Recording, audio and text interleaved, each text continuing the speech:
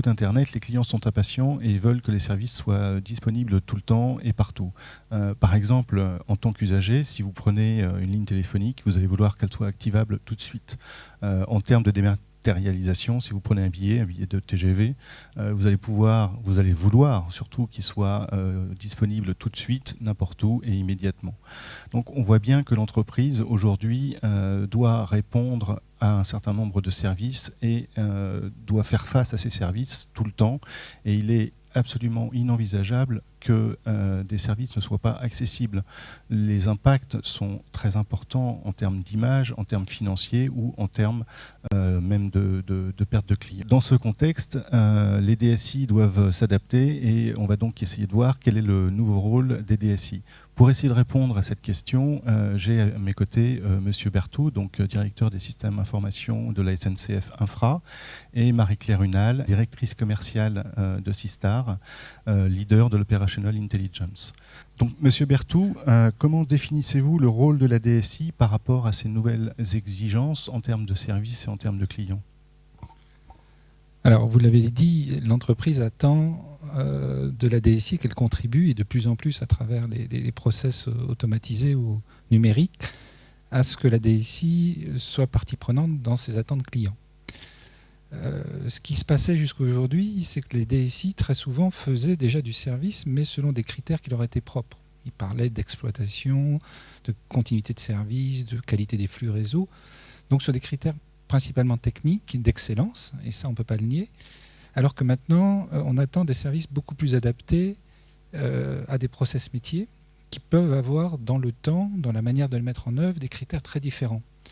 Donc on n'est plus dans un système posture d'offre qu'une DSI technique saurait produire, mais plutôt d'une adaptation à la demande et donc d'avoir des services plus orientés métiers qui sont souvent à des niveaux d'agrégation ou de compréhension des enjeux commerciaux, si c'est la relation client, ou opérationnelle, ou de back-office, qui vont largement au-delà de regarder des performances d'un ordinateur ou d'un réseau.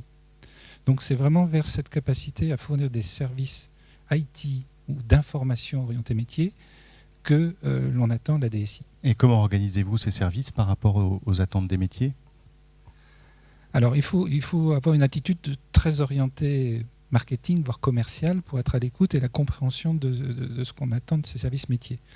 Ça passe souvent par une analyse du processus et dans la compréhension de comment l'informatique contribue à ces processus. Alors, dans certains métiers, comme la banque, l'e-commerce, le processus est purement automatisé. Donc, on est directement dans la qualité de service orientée client final, ou B2B si on le fait.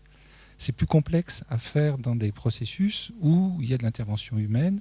Et donc là, c'est un dialogue avec le métier pour comprendre où est la création de valeur dans le service que la DSI doit apporter.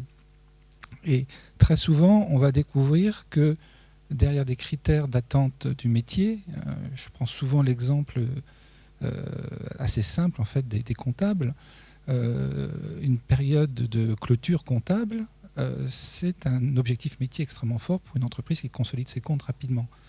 Eh bien, comment ce terme métier se traduit-il sur la disponibilité des services, la réactivité des équipes de support ? C'est tout un travail de dialogue qu'il faut faire pour traduire une attente métier en des critères techniques que l'on peut ensuite dérouler sur les processus utiles. Donc c'est dans l'élaboration d'un catalogue de services qui, in fine, ne vient pas de zéro. On est en train de bien parler des fondamentaux du métier de l'exploitation informatique. On est dans l'assistance utilisateur, dans l'exploitation, dans la supervision des réseaux, dans le MCO classique, mais articulé, et ce qui suppose une intelligence et un outillage particulier au sein des DSI, pour répondre à des objectifs qui, in fine, sont visibles par le client final ou l'utilisateur interne de l'entreprise. Et quelles sont les actions en cours pour mettre en place ces services pour que l'IT serve au mieux les métiers ? Alors, il faut le travailler en mode projet. Il faut asseoir autour de la table tous les partenaires, les utilisateurs finaux, le métier responsable au sein de l'entreprise de la bonne finalité du service et les équipes IT qui y contribuent. C'est dans ce dialogue collaboratif qu'on arrivera à trouver des critères de choix la mise en place, in fine, d'un processus industriel. Parce qu'une fois qu'on a fait cette conception de projet, et ça rejoint un peu ce que dit ITIL, c'est-à-dire que pour monter un service, il faut d'abord le concevoir, partir d'une stratégie, et là on parle bien de la stratégie de l'entreprise, le concevoir pour ensuite pouvoir l'opérer de manière quotidienne avec les niveaux d'exigence que l'on aura définis préalablement. Donc c'est vraiment un mode travail-projet sur lequel on définit les rôles, les responsabilités, le catalogue des services existants, l'outillage nécessaire, les indicateurs sur lesquels on va faire pour arriver à une contractualisation qui permette aux équipes de l'IT derrière de délivrer de manière quotidienne, vous l'avez dit, hein, si on prend les exemples de définir un accès à une carte bancaire ou d'avoir une transaction financière, tout ça c'est des choses qui se font des milliers, des millions de fois par jour et qui ne supposent pas donc de réinventer ça. Donc tout le travail en amont dans la conception de ce processus qui aboutit à un service opérationnel est un facteur clé de succès. Merci. Marie-Claire Hunal, que propose Sistar ? Donc Sistar est un éditeur de logiciels spécialisé dans la performance opérationnelle et leader dans ce domaine. Donc, et permet de répondre aux besoins IT et métiers afin de contrôler les processus de bout en bout et en temps réel, et permet aux entreprises d'être proactifs, c'est-à-dire intervenir avant, anticiper avant que les problèmes n'arrivent. Donc c'est l'objectif de la plateforme technologique Sistar. Également, permettre aux clients en fait, de communiquer en toute transparence avec l'IT.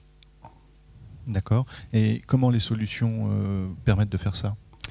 Donc Sistar a un portefeuille de solutions dédiées, spécialisées donc, pour les besoins IT ou métiers, qui sont basés sur une même plateforme technologique. Et en termes d'accompagnement des DSI, en quoi Sistar peut les aider ? On sait que lorsqu'on montre de la valeur rapidement, c'est essentiel pour pouvoir faire en sorte que les solutions soient utilisées. Donc Sistar s'efforce de prendre un premier périmètre souvent très représentatif de la demande et élargit cette demande au fur et à mesure des besoins et donc montre les résultats très très rapidement.